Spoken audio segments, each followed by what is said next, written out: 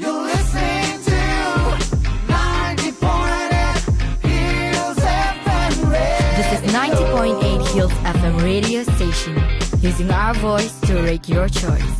Stay tuned. Hi, good morning, good afternoon, and good evening. This is your RJ Gugu, and welcome to the 90.8 Hills FM, the voice of change. Today, we're very fortunate to have the great 7 out of the 13 who made it to our studio, and we're very grateful to each one of you for being here.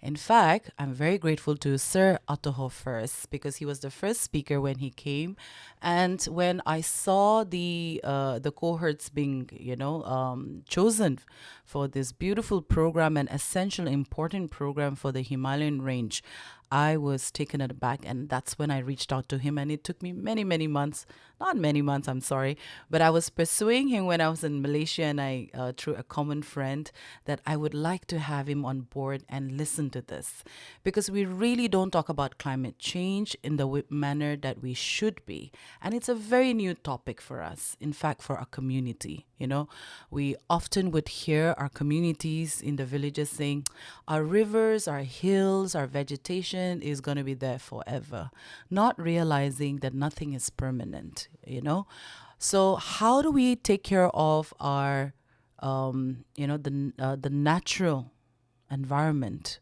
and how human beings are, in good ways and bad ways, have an impact on the environment that we create and we safeguard as guardians of many opportunities that we are at hand with.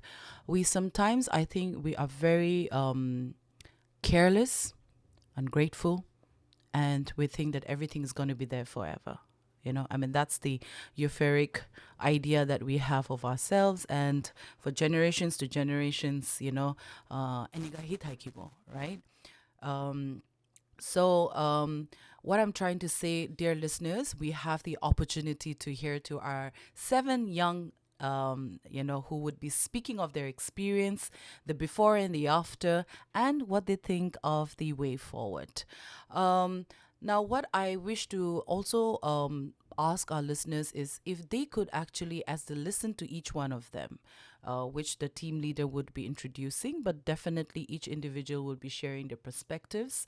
I want our listeners to also reflect of one's own individual action towards our natural environment, starting from our homes. So we're talking about the Himalayan range, but definitely some people would say, well, the Himalayas up there, what can I do, a small person like here? But we all have a part to play. So to know more, stick with us and tune till the end of the conversation for us to have a fresh perspective.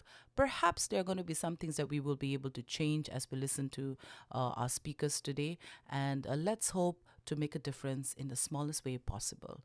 So, my dear listeners, today we would be listening to so many interesting topics, not just on the climate change, but as a person, who they are. So, let's keep it real, authentic, and original, like we always want to, and we do.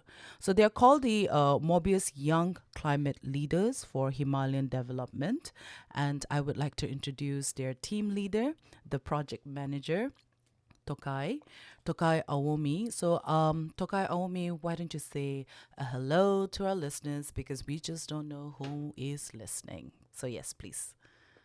Okay, a very good afternoon, and thank you so much, ma'am, for having us. Firstly, my name is Tokai Awomi. I am the project manager for Mobius Young Climate Leader for Himalayan Development. Let me give you a brief insight about our project. So, the Northeast region has recently been declared as the most vulnerable hotspot for climate change.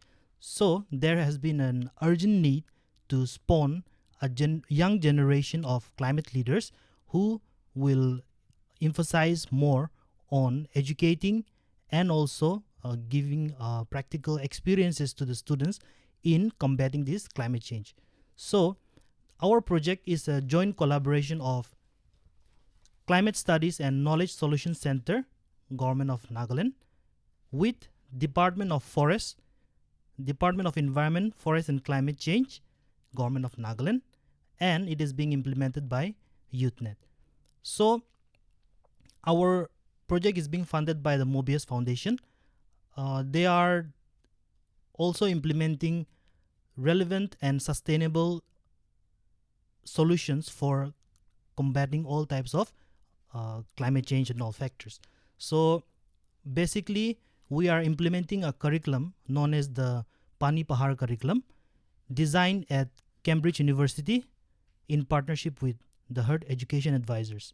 So we are currently implementing this curriculum in 15 schools in Dimapur across Kushabil block. So we have a team of capable young forestry graduates who are implementing this curriculum in all these schools. So the project has three main components. Number one is the curriculum implementation. Number two, capacity building of our young forest graduates. And number three, also they are helping with the research and development in various other projects. The main aim of our project is to combat the climate change through our young professionals, and also, like I've explained, we are giving the students an experiential learning to instill in them a thought for the climate change, so that they can contribute in their future self. Yeah, thank you. Thanks, Tokai. I think that was a beautiful introduction in terms of who's founding it, who founded it, and what's the purpose behind, and how many young individuals are involved in this huge, purposeful, meaningful, intentional, activity in the state. Now, Tokai, I just want to ask you, and this I think the listeners would like to also know, how do you start a conversation on climate change? So how has been your experience? Before I send that question to the rest of the team members, where we would also get to know them and also hear from them. So Tokai, what do you think? How do you do this? So firstly, I have been in the accounting sector for almost 7 years. So this was a whole new experience for me. It's not a new thing for us. We have always been hearing this climate change thing for a long time. But it's just that we have not been into practical. We don't know the tension that it has caused through the years. So for me, I would say that it was a new experience being and learning in this field. So I'm trying to still cope up with it.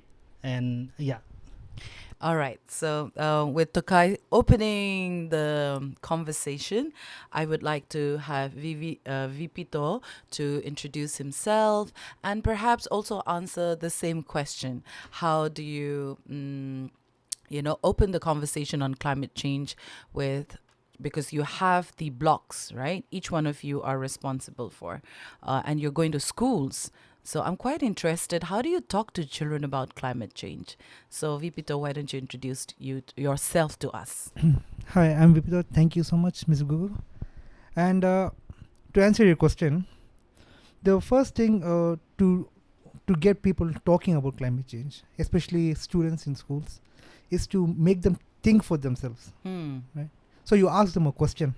Like? And not something so hard that, they cannot answer, Correct. Something they can think of, something that makes them think. They don't have to answer it. They have to think. The question has to make them think. So for example, sometimes I start off with, do you know why we have paper straws? Paper straws. Yes. Okay. Right?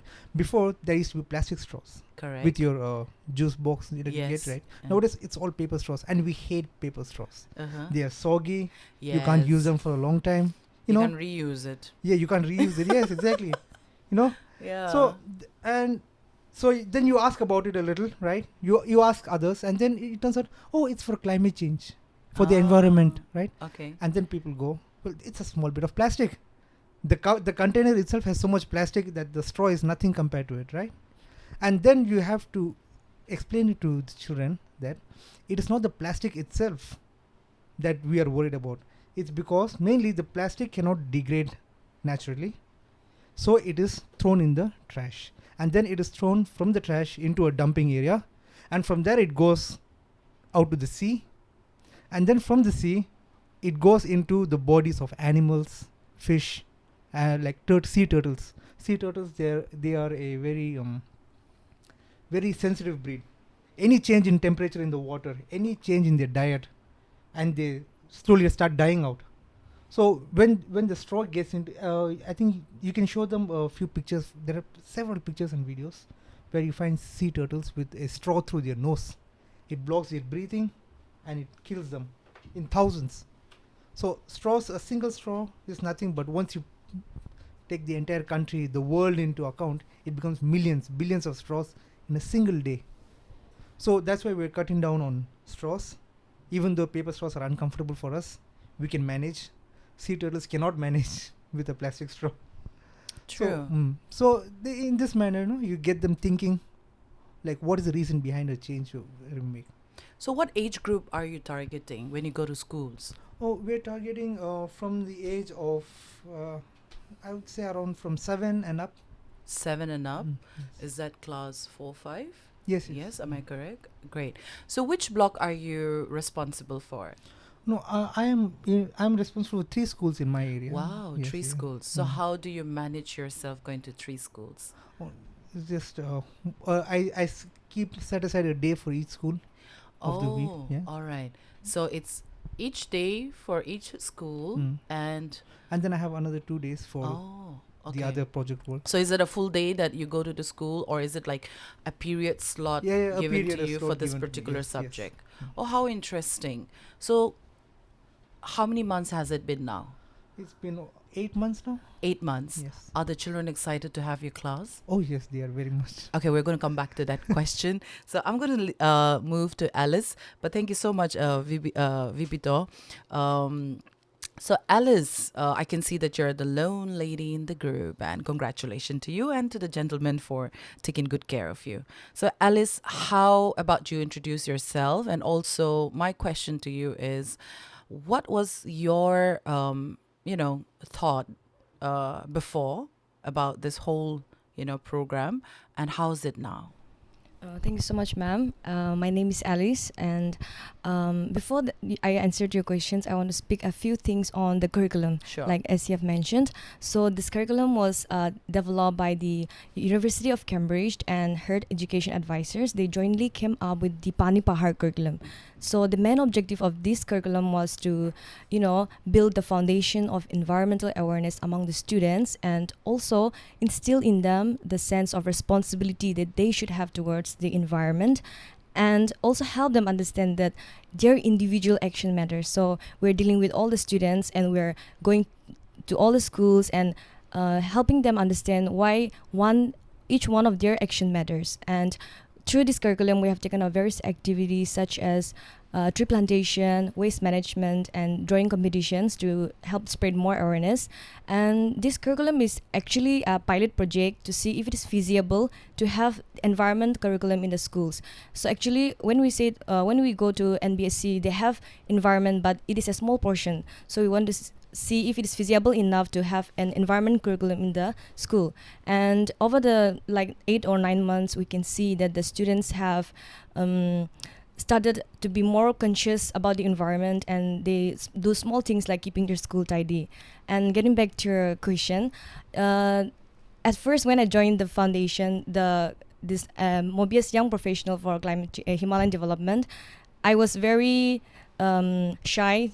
I was also very I had lack of confidence when I first joined it, but through the session with the capacity building from the forest department and with the sessions we have with Dr. Atoho, it was very intimidating at first, but slowly I gained more of his words. Like he always says that this is nothing, this is not a rocket science, it is the small things that we do every day but we take it for granted. So that's how I slowly absorbed his knowledge, and the capacity at the forest department has also helped me gain more confidence, and it has helped me to learn, since I am also an environmental graduate, I have a little understanding on the forest complexities and their management, so I gained more knowledge in that area. And it also helped me to think when we go for field visits or when we go for interaction with the SSGs, which we do, I gain more exposure to their local activities, and also it has bridged the gap between my textbook understanding and the practical things. So right now I am very confident to say that I have learned so much through this program. Yeah, thank you. Wonderful, Alice. I think you have an amazing mentor like Dr. Atoho, because the kind of experiences that he comes with and the passion and interest that he has over this program, and also working with young people. And well, he himself is young. So I think that really is a good chemistry. And as long as we have the attitude of wanting to learn, I think anything is possible. So, congratulations to your learning, Alice, and we hope you have a wonderful time ahead. So, as we pass on the mic to Metadu. Okay, I'm trying to learn how to pronounce. Okay, so I hope I'm right. Metadu or Metador? Metador, right? Okay, Metador. So, Metador, why don't you introduce yourself to us? And my question to you is, how are you? Thank you, ma'am, for the brief introduction. I'm Metado, and yeah, as each of us young professionals, we are allotted to 3 different schools. Even me, I'm allotted to 3 different schools. So I teach the junior section in the 3 participating schools. And yes, ma'am, I'm doing very fine. Yes, Actually, I thought I'm- you forgot to answer that. I was like, okay, let him finish that sentence. I said, hey, you're supposed to answer the second one. Actually, I'm Yeah. a little bit nervous to be here. Oh, I'm sure our listeners would also agree to that. We all are nervous. I'm also nervous with you today. I really appreciate this opportunity now for the experience. Great. So my next question to you, now that you think you're fine, you're doing well, and a little nervous, let's work on your nervousness.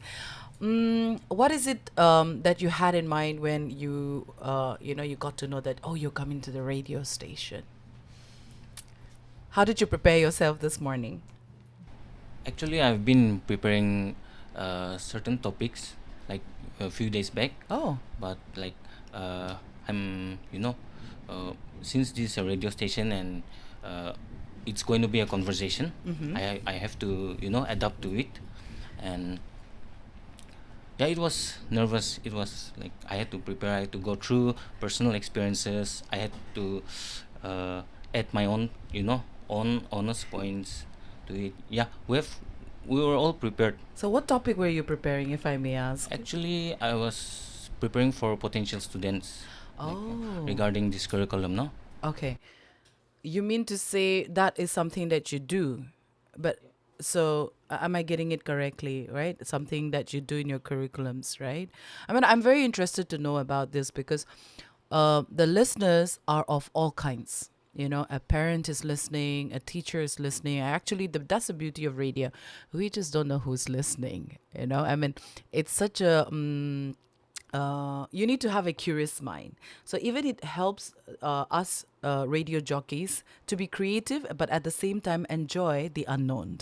So exactly with all of you, whatever you say, it's going to strike somewhere at the right place with the right person, and changes will happen in its own way. As you said, being original, being authentic. Because if we are to make a difference, especially with all these habits that we have. So, what is one habit that has changed in you? Perhaps not before joining this program, or if it has changed after joining the program. One habit. since the curriculum deals with water, so when we teach the students, we also reflect on ourselves. The certain topics, for example, Correct. water conservation, efficient uses of water, and water footprint, and all those we teach the students, and we come to realize ourselves. We come to realize ourselves, our actions. That even if we teach, if we don't practice, like who are we? Like Correct. that, no. Yes. So one significant example would be like when washing clothes, the dirty water that comes out, the soap water, Yes. I reuse it to wash vehicles, or Oh. mop the floors. Yes. Instead of just throwing them and using new water again and again. Yes. Yes. That is what I've taught my students, and that is also what I'm practicing right now. Awesome. Congratulations. Thank you, Matado, Thank you so much, for sharing. And I'm sure our listeners must be reflecting, oh, I can also, because it's doable. It's cruel paredo ito. But it's always nice to listen and hear from somebody's experience. It's all about trying. Unless we try, we wouldn't know. So we'll move on to Zutozo, right? So Zutozo, how about you introducing yourself? And maybe after that, I'll say my question. Yeah. Okay, thank you, ma'am. Well, Zutozo Sakamo is my good name, and then I'm happy to be here today. And we're happy to have you. So my question to you and our listeners would be interested to know is, so Metado has already shared about reusing his water, his soapy water. How about you? How has your experience so far in this program, has it changed you in any way, or you have adopted a new skill set? Thank you, madam. Well, mainly in school we're teaching about the water, mainly about the water conservation and all. Yeah, even myself, I learned how to use water efficiently, and then how to reuse all those water and all. So like one example, like after washing all those dishes and all, we can reuse all those water for, say, like watering the plants or save our flowers, and then for many purposes we can reuse the water, man. And that's what I'm also adapting to it. And are you nervous today? Yeah, kind of. All right, But it's good to know that you've joined the bandwagon of nervousness, right? Thank you so much. Let's move on to Imli. Okay, so Imli, say hi to our listeners, and then I'll have my question to you. Hello, my name is Imli, and then thank you, ma'am, for inviting us. You're most welcome. Let's thank Dr. Atoho for really taking this forward, because he's the one who really rallied all of you together and have you on board. So we're also very grateful to him for having you here. So Imli, how has it been for you for the last 8 months? This 8 months, we have been working on many things. So it was quite kind of hectic, but it's like a long learning process for us, because we got a lot of experience. We have been working with the forest department, we have been working with the schools, we have been working with the honey mission. So it's like I've been reading books for the past 6 years. Like I did my master's, but I had only the bookish knowledge. So getting the exposure in the field, working with those professionals in forest department, and then teaching the students also improved my skills of teaching, and then it also affected me practically, because like while teaching the students those things that we teach them, so it gives us a thought like we are teaching, and why we are not adopting those skills, or practically why we are not adopting it practically. So it has changed me a lot, because like before, when I was in the graduation level or in my master's level, climate change was a very hot topic. These days also it's a hot topic, but like we actually never practice it at home. We just talk, and then we go see news, read papers, but we actually don't practice it at home. So after coming into this profession, like teaching the students at home, even now, from now I'm using different dustbins for plastics, and then biodegradable waste, and then that's all. I think you're overloaded with a lot of changes, I'm quite interested to know from Hiboto, right? Yeah, Hiboto. So hi, Hiboto. How about you saying hi to our listeners? Hello, everyone. My name is Hiboto, and thank you so much, ma'am, for having us. And I must say to you, you should try radio. You've got a good voice. Thank you so much. Yes. So, Hiboto, now so many questions being asked, but I was really interested. How did you prepare yourself, or was it very easy for you to have a transition into this lifestyle? Because you also did forestry. Yes, ma'am. Correct. So you do know, what is required of you in this whole program that you're in, right? So was there any lifestyle changing that you had to go through, or was it very swift for you to get into it? One thing like I would love to share is that obviously I'm from the forestry background, so it wasn't that tough regarding the environment thing and the curriculum. But since like my profession was not about like teaching, that was the first experience for me. So getting to learn a lot by teaching the students was a very good experience, and as well as life changing, I should say, because I mean like I we think like teaching is very easy, but when you actually go and then interact with the students, it becomes a lot more challenging. So I think that Correct. was it. I was quite interested as I heard about the curriculum and going to schools, and I said, wow, then I think I need to ask the question, how many of you like spending time with children? And do you have the patience with your nieces and nephews?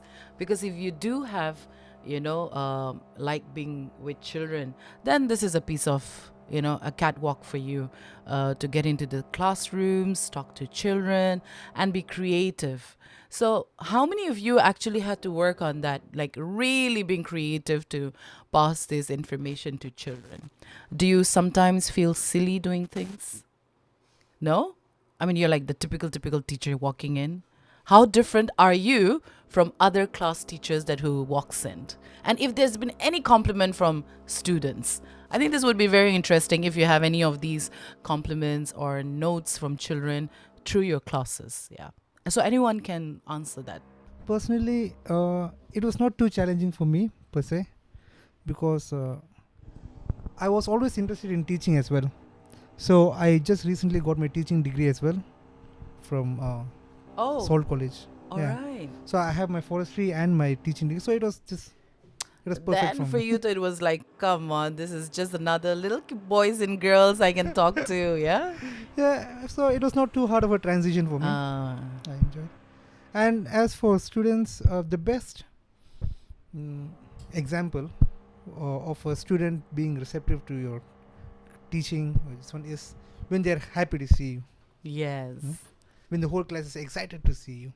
When they're like, sir's coming, and they're happy, and it's not like everyone goes quiet all of a sudden and gets scared. No, it's when they're happy, they're, with their excitement. You see it when you enter the classroom, how happy they are, or, how upset they are that you're there.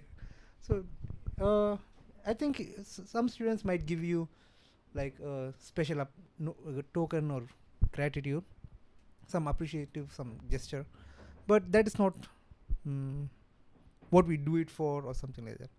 What we do it is for the students, and as long as they're happy to be there and learning, we are happy about that. Yeah, we would love to hear your experiences with children, because you see, climate change. When we say climate change, even in our day to day, like you all have shared that people are aware about climate change, but they really don't. I would include myself. We really don't know what makes or what has made this conversation. Well, there are debates where people say that climate change is a hoax. There are conversations around how, starting with social media, where we have seen around the world where activists, have gone to the famous museums, world-renowned museums, and done all kinds of crazy protests, to show their disappointments on policies. You know what I mean, right? So how do you respond to those things? I mean, in a context like ours in Nagaland. Now you're talking about children. Chalo theek hai, the children have understood in a certain manner. But how about community conversations? Do you do community conversations around climate change? So is it just stuck to the children?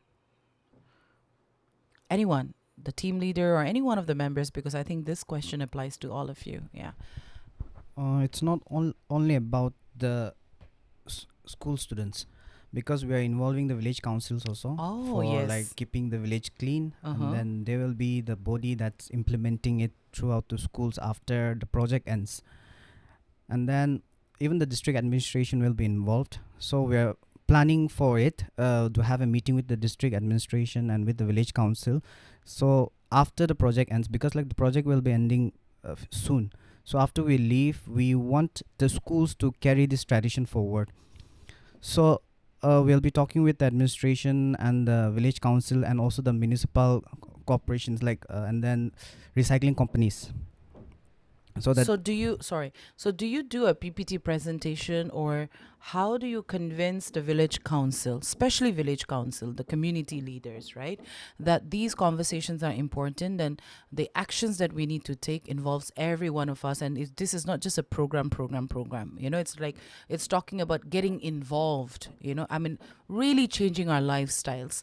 So how has it been? The transition. I'm quite interested in that because. They know. It's not that we don't know, like all of us know that. Sab manu janiya ase to climate change, or how our actions are actually affecting, climate change, and how we can still play a role, So how do you do it? Is this just talking, or is it just PPT presentation, or there's an activity for them to understand these actions that we have? Is that two heavy questions, one after the other? Okay, how did you do it? Tell us. Have you been part of this presentation with the village council? before on the launch of the day for this program, we had a gathering together with the village council administration for the department, and we had a talk on climate change and the issues, and then even them, they supported our project. So like next week most probably we'll be again meeting up with them, and we'll be discussing about these issues. So till now the Okay. progress is like Because these questions are going to be very important for us. Children is somehow, they can absorb, but it's the adults, matured minds that who takes time, because we've already fully developed ourselves. Because to change a habit, it takes time, and it's an everyday daily practice. So unless the matured minds understand what is climate change, expecting the children to change or to be the change maker, it's a heavy lot that we're putting in. I mean, isn't it so? So these are hard facts, hard questions. And how do you convince a Bura Manu, please don't throw the wrapper from the car, or how do you throw your waste bin properly, or don't burn it, how does it? And they would come with, well, we don't have any waste management in our village or in our towns, because Dimapur especially has a huge waste management issue. The perfect people to talk about is DMC. They've had this issue for such a long time, and they've been trying their best. There are young people actually who are actually working on waste management and really doing surveys. But is there a collaborative partnership? So that's something that I wanted to highlight along with this conversation. So can you also tell us about, through this climate change program that you're doing, what are the challenges that you have faced? Because it's been 8 months, right? So what are the challenges that you have been facing, and how are you solving it? So anybody can take that. Yeah. In an individual level, in a collective manner, we would like to know. And as they look at one another, who would be the one to answer? Yeah, great. Yes. Yes, ma'am. Regarding climate change, like how us professionals we are dealing with it is, we are like intervening in schools through our waste management activities. So, during this waste management program, which we call it as Mobius Green Friday. So there's Green lot Friday. of Mobius Green Friday. Oh, yeah. that sounds nice. So how we are implementing is like, we want the students to bring their trash from home, Okay. segregated paper and plastic separately. Awesome. And there has been a lot of challenges for example, the administration. They are some of the administration are not very enthusiastic for this program, no. So we have to keep on reminding them almost every week. Yes. Even if we remind them, since we go there only once a week, they, I don't want to, No, I think this is understandable Yeah. because why I ask this tough question is because this work that you're doing is not at all easy. To change a habit because it's an everyday, and I'm sure our listeners can also will agree to that because all of us at some point we're involved in throwing our chewing gum packet, our chips packet out of the car, all dressed up well and we smell good. Holibi garila window or roll down gribi or pilai dibi because the road is public property. Na? I'm saying I'm asking these tough questions because it's time that we in Nagaland has to be real. We cannot be diplomatic in such changes that we're talking about, And you all are making an effort. To support that effort, we need to have these conversations. Because people who should be doing it or should be supporting it and are contributors are making things tougher, right? And why I'm saying this is because when we go to government offices, I feel so pity for the little flower pot who has a signboard saying, please don't spit on me. Can you believe it? Plants can't say anything for themselves. Yeah, you're all giggling, but for me, I found it so hilarious. And then there was a washroom, all right? This was in a private company that I went to. This is in Kohima. And then in the washroom wall, it says, please don't pee on the floor. You know what I mean? These are common sense, logical, but we still, a human being has to pace on a wall and remind another human being, please don't do this. In hospitals, on walls, it's written in in pain, and it says please don't spit on the wall. It's in the hospital. So our common sense, right? That's why I'm quite curious how, as young climate change fellows, I don't think so it's without challenges, and it's always good to talk about challenges, but definitely it prepares us to find solutions to respond to those challenges. It makes our brain exercise, and understanding the context, it makes us even more exciting to solve the problem. That's why as young people, we become more creative. So through this Green Friday that you do, with all the difficulties of non-responsive, how creative has it made you? Have you lost your patience? No, I don't think lose our patience. We'll keep on trying it again and again. Actually, we do. We keep on trying again and again. We try to convince the Beautiful. administrator, and sometimes the outcome is not as good as we want it to be. We expect it to be. So, for example, one of the things that I do is like when the students don't bring the trash from home, I use the time of my sessions to make them collect the trash from the school compound. Yeah, Make them beautiful. segregate. Yeah, we'll help them understand segregation, the importance of that. So when they don't bring trash at home, I make them collect the trash from the school compound. Yeah. So what do you do after collecting the trashes?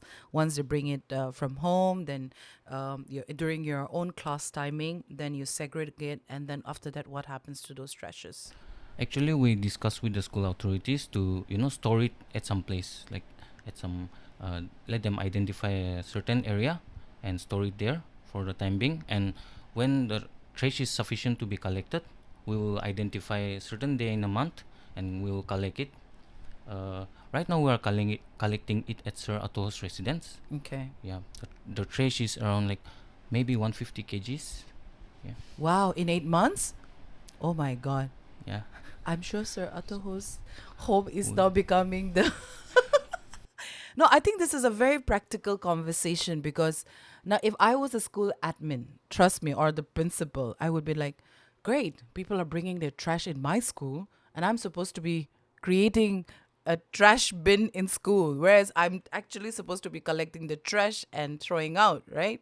No, as a layman, as a principal, a lot of things would be going in my mind by putting myself in that person's shoe, But unless there's a saying, right? And I hope you all would somehow must have thought about this, that unless we understand why we're doing what we're doing, we won't be able to find solutions.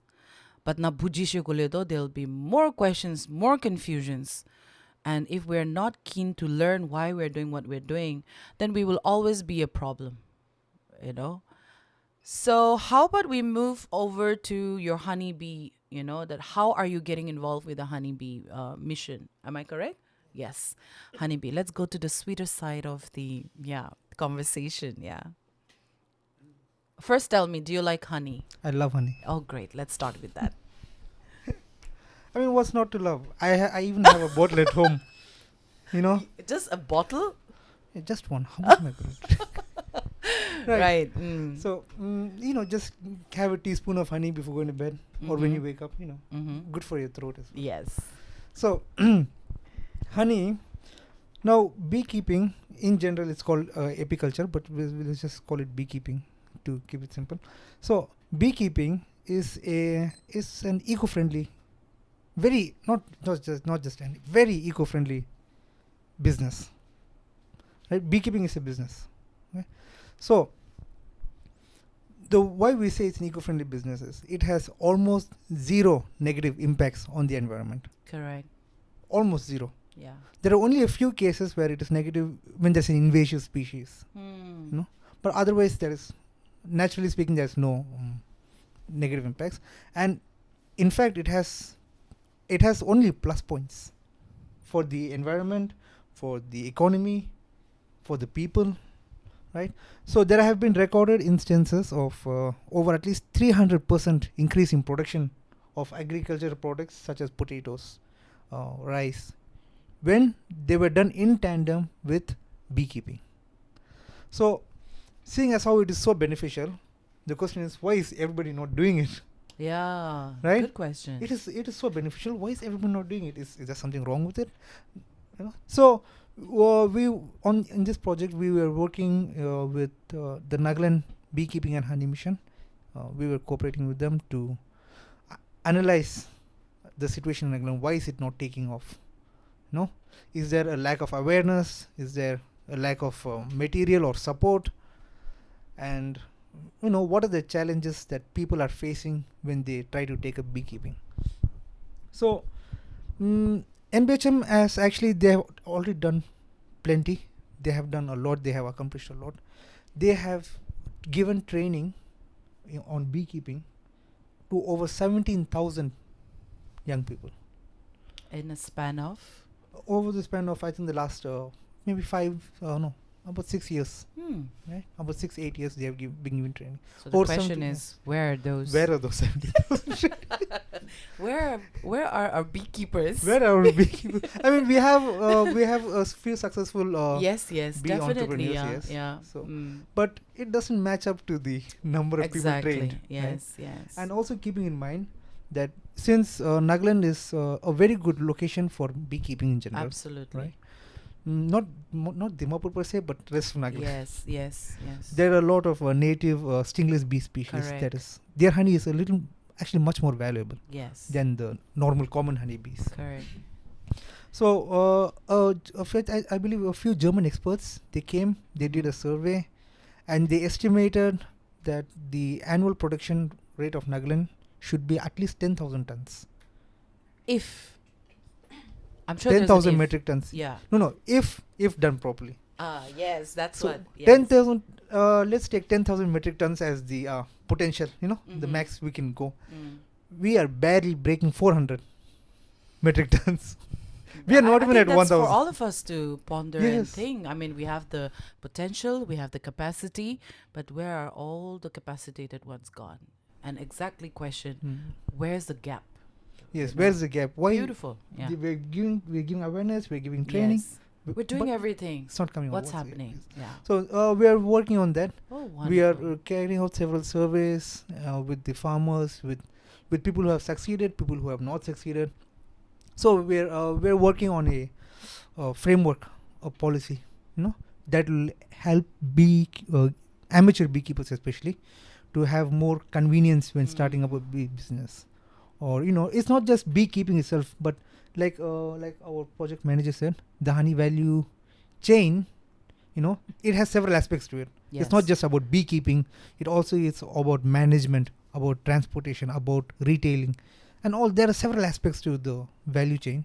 So in all those, there is so much opportunities, especially for young people. Yes, I totally agree. As I was listening to you, you know what came to my mind? Yes. Do you not think, because all of you are forestry graduates, right? So I'm having this question, okay, because I love honey, all right? And I said to myself, you're talking about the young people being capacitated on how to, do the beekeeping, right? And become beekeepers. So I was thinking, what about women who are into flowers, right? Because the bee definitely need flowers, right? Correct me. So wouldn't the flower growers, because they're already a flower growers union or something association, wouldn't they be the ideal um, partners, one of the stakeholders to be part of this mission? And they're great managers. Women are great managers in terms of taking care of their flowers, but of course, um, are pesticides being used, because it's a whole cycle again. So I'm just having this question as I listen to you. So Alice, yes, Alice picked up the mic, so maybe she has something for us. That's a very good option, and we also have when we went to the Nagaland Honey Mission, we also discussed on that, like why are there no women beekeepers? So during our discussion, they were also happy that I being a only female, I raised up the question, and there was a ma'am, I forgot her name, but she also mentioned that women are soft in nature, so they can be a good beekeeper because bees are very sensitive to smell or to the touch. So I think that's a very good thing that we are trying to come up with. And to the floral aspect, as you have mentioned, yes, we have already discussed that. Since it seems that the bees that produce the honey, if it's get its nectar from the mango trees, or suppose the mango or the lychee, even the honey, it tastes like that. So I think that's a very good suggestion that we can keep in mind, and we can work on it. Since it is not done yet, we're still working on it. So we'll also like to mention that during our next discussion. Yeah, I think that's very nice, because as we talk and as we express, our brain starts sparkling, I'm like, tuck, tuck, tuck, tuck, Some things will work, some things may not work, but that's fine. But can we start talking about it, Because, see, for me, I keep seeing these flower growers, and Aiden definitely has been really investing for the flower growers community. And my biggest question has been, because see, when we travel outside, we are not, our shoes are even checked, soils that we bring from our country to other country. And people are so sensitive about anything that comes from a foreign land to their land.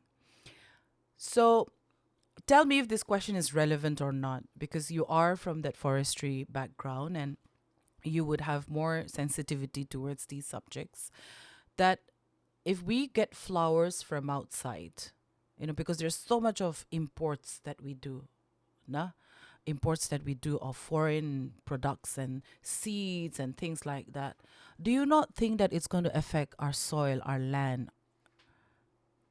Because we don't seem to be bothered about that, So, whereas when we go to other foreign countries, I heard that Australia is so strict. You can't even bring in or outside.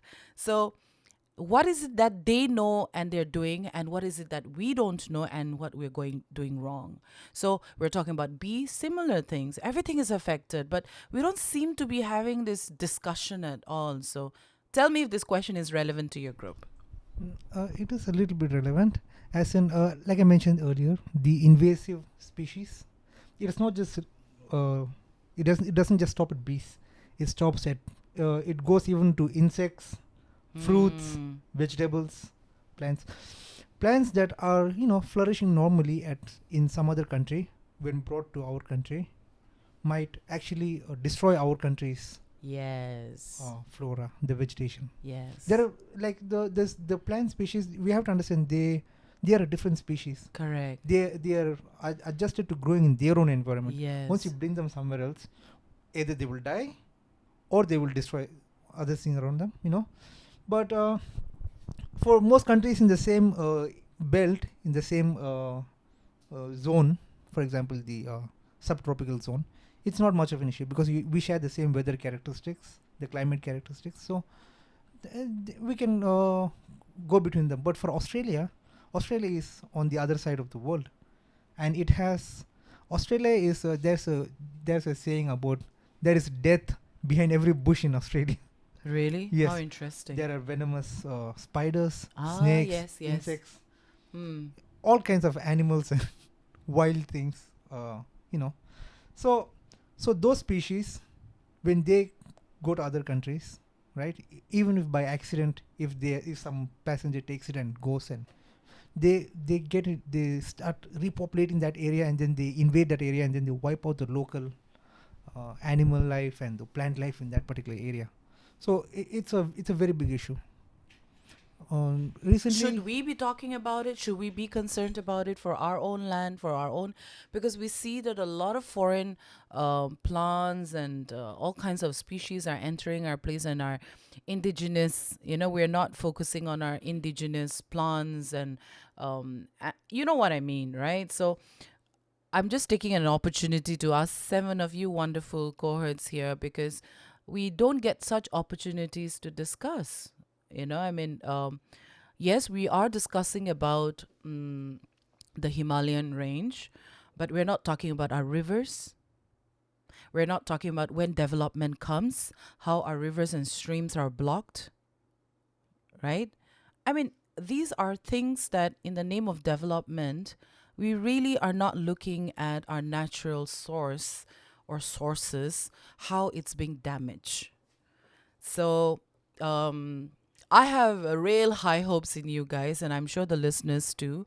That's why this process of discussion and conversation is so important, so that as you continue to pursue the purpose that you have joined, you look into these factors. So community development, or the word economical development, our rivers, our streams, our flowers, our trees, our birds, everything is connected. Our trash, for that example, in our homes. So I would like to ask Tokai, as a project manager, what are the things that you had to learn, unlearn, relearn, because you come from an accountant background? What did you had to do to prepare yourself to lead such an amazing 13 of you, for this big, responsible, amazing work that you all are doing together? First of all, when I was introduced for the job, I thought that it was just some sort of my thing that was in the accounting sector. But when I was really getting into touch with all my teammates, I came to know that it was a totally different sector. So first of all, the main thing that I learned was it's not something new. Like everybody mentioned, it's not a rocket science. But I came to learn more on how we should personally focus on the environment, because we as a human being, we are not doing enough from our side. So that's the main thing that I learned. And I had to, cope up with them, since I am from a total different sector and I have many intellectual teammates over here. So I had to cope up with them. Yeah. Okay. And how has your lifestyle changed being part of the team? First of all, leading a team of 13 was not that easy. I had to listen to all their grievances, and as well as I had to take, I had to take the chance, like how to put someone in their own field that they are interested into.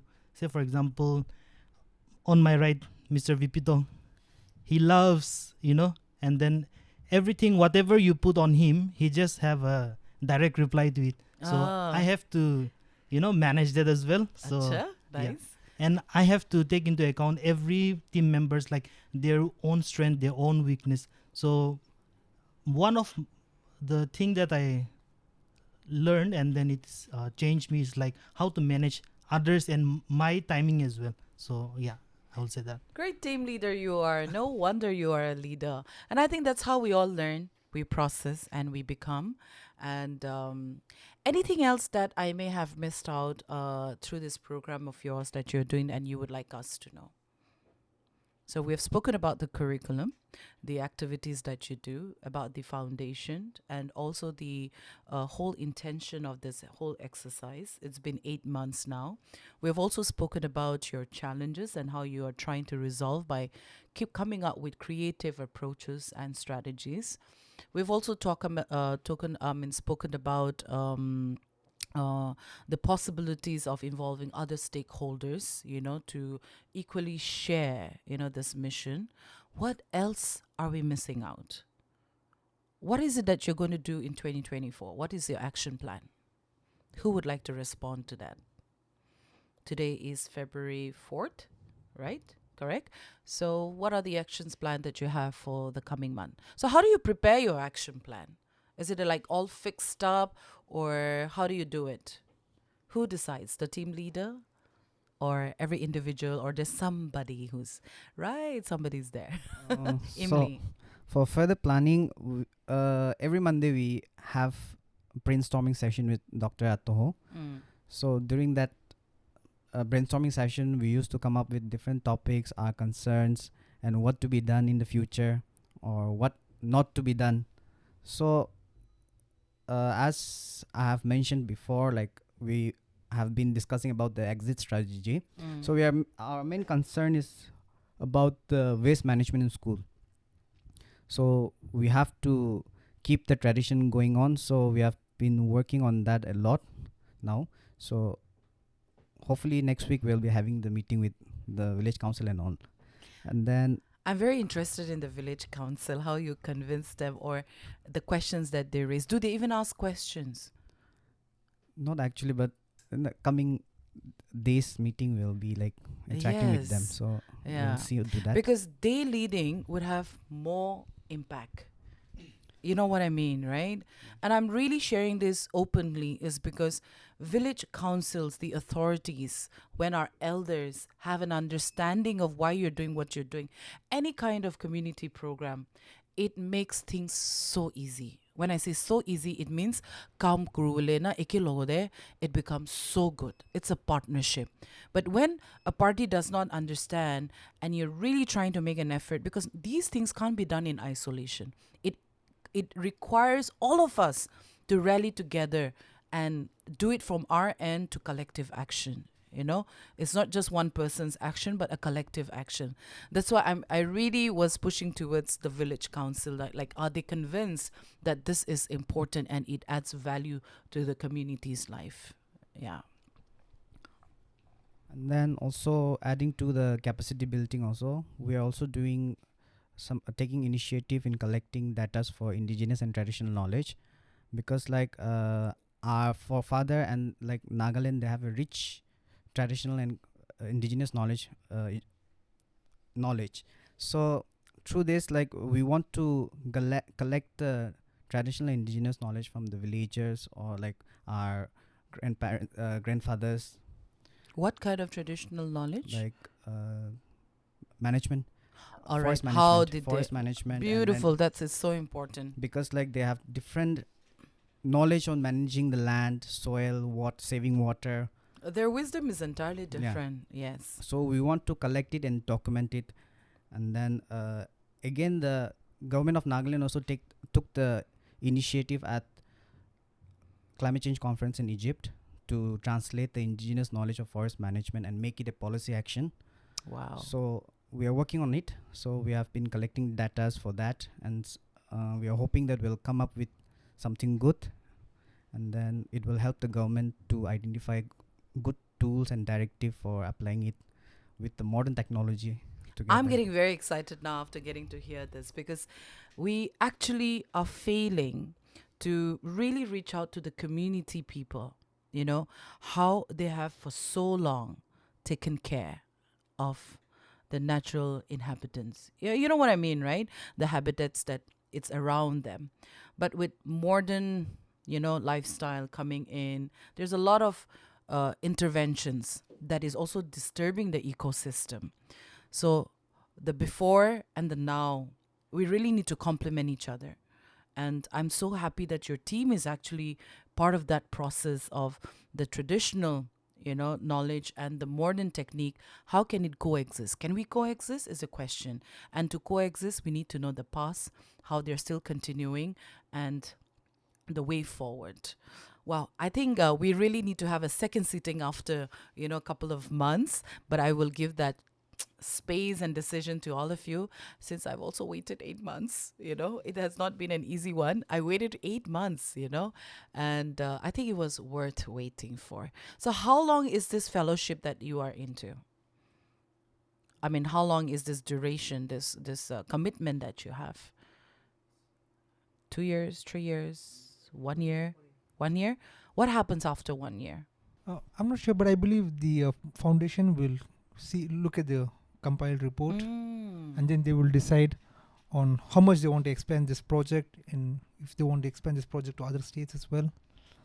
So that will come down to the foundation's decision. Okay.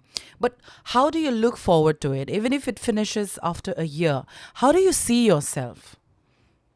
So this is a very personal and professional question also, because a project can be there for a year, for 2 years, for 3 years. But what impact is it going to leave, in you? It's something very deep, right? So where do you see yourself? Because this is the 8th month, and another 4 months, it finishes 1 year, right? So how do you see yourself? Because I'm sure a couple of you have already thought through, okay, after 1 year, okay, great. But where do I see myself? Yeah. Personally, I have to point out that this project that we are involved in is also helping us, the young graduates, professionally, Absolutely. on a career progression level, on training experience, on community engagement, various capacities, that we are being trained for. So it is a boost for us as well, including for, like I said, for our career progression. And personally, what impact I want to see through this 1 year project is maybe through the waste management program at least. We are trying to set up a system where even in our absence, the waste management system, it runs fine. Beautiful. Through in the areas that we set it up. So maybe in 5 years we'll come back and see if it's still working. Yeah. Yeah, I think that's a very good impact thought that, each one of you are already thinking and doing. After me, will this continue? And to do that, what do I need to do now? I think that's a legacy that you leave behind, because all of us have different assignments as we move on. But I think that kind of action thought and applying it really makes a difference. So, looks like we've come to the end of our conversation. And any words that you'd like to express before we conclude today? Your experience, something that you would like our listeners to participate in this mission that you're into, because it requires all of us to support. Yes. If possible, we'd like our listeners to please segregate trash at home. No, it doesn't matter that you throw it into the same DMC vehicle, the DMC collection truck. No, when you put it there also, just make sure you have plastic and paper in separate bags. That makes it easier for the DMC as well. Because okay. Can you explain a little bit more? Yes. When it comes to paper and plastic, they have very different recycling and reusing methods. Okay. So, since our community as a whole, we don't segregate. No, we don't. We do not. Yeah. So we just put everything in one bag. We are very lazy. That includes even me too. So, if one person or if one family cannot do it at home, it is impossible to ask the DMC to do thousands of garbage a single day. We're asking too much. We're asking too much of them as well. So once we start doing that at home itself, once everyone is doing it at home, then it becomes easier for the DMC. Like, they don't have to go empty it all in one area. They can send some for recycling, reusing. They can do a lot with it. But if it all comes in one, they also can't do anything. They just have to dump it in a dumping site, further polluting the environment. Correct. We also spoke to a few recycling companies. Mm-hmm. They also had the same problem. they said since most people who come to give recycled products, they do not separate it, they do not segregate. Segregate. Yes. So once they don't segregate, it becomes very hard for the recycling company to segregate it themselves. Maybe in first world countries, they have huge machines like a hook or a rake, no, that they can segregate the plastic and paper. Correct. But we don't have that facility. We don't have that infrastructure for that. No, we don't have. We don't, So here they have to do it by hand. Manually. So manually, yes.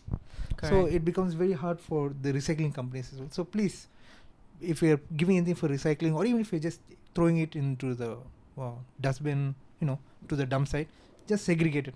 Just develop that habit, because our economy, our waste management programs, it is never going to work if people do not learn how to segregate. We have to get into that habit of segregation. Only then will the waste management programs work. Thank you so much, Vipito. Is there anyone else? Right. Everyone's like, no. Vipito is the last man standing to do that word. Great. Coming to the conclusions, I hope our listeners have enjoyed not just learning, but also getting to know our 7 great leaders here. And we do have, hope to have the remaining of your team members on board, because their experiences would be different too, because all of us have our own experiences, and I think that's what makes a great team together. And having Tokai as your team leader, someone who has come from a very different background, but I think the attitude of wanting to learn and lead is something that all of us can take that example. So I must congratulate you, Tokai, for giving your best and being a great we call the agony aunt, who listens to all the grievances, right? And only the chosen ones are able to take that, that lot. So great. So we'll call you the agony grandpa, okay? Yeah, who listens to everyone's problem, but is also a problem solver. And I'm sure your team, carries love and care for one another for the success of this mission. And as you've also said, that this foundation is really making an effort in preparing all of you, and it's an impact for a lifetime, because it's not just a job, it's a lifetime capacity building, that prepares us to take bigger, greater roles and be more responsible, because with power and authority comes bigger responsibility. So can't say much enough, I'm so grateful to all of your patience and for participating in this question rounds, but making this conversation a great conversation. And please come again to our studio. I hope you all will come. Yes. We look forward to their 1 year finishing, because I am very keen to the conversation that you will be having with the village council and their understanding in the last 8 years, and the engagement that you've had with community, with students, and also the outcome that you're looking forward. We wish you success. And if there's any way that the radio can participate with you, please let us know. Because this is a community radio, and we're always willing to be part of any community program where we can share any contents that can help people be aware, check on their action, reflect, and, if possible, make a difference. Because we're known for the voice of change, and the voice of change is to act, right? So by listening, and today our listeners have listened to you. So thank you very much, and we wish you the best. And we also wish the foundation, and we're grateful that they've given Nagaland an opportunity. And of course, the man behind this is Dr. Atoho, who made it possible and is making all the young leaders to be capable, potential, because you are all potential ones, and being an example for the next batch, if there is so in future. So we are going to sign off. So dear listeners, thank you very much for listening and tuning in to 90.8 Hills FM. This is your RJ Gugu signing off. You're listening to 90.8 Hills FM Radio. This is 90.8 Hills FM radio station, using our voice to rate your choice. Stay tuned.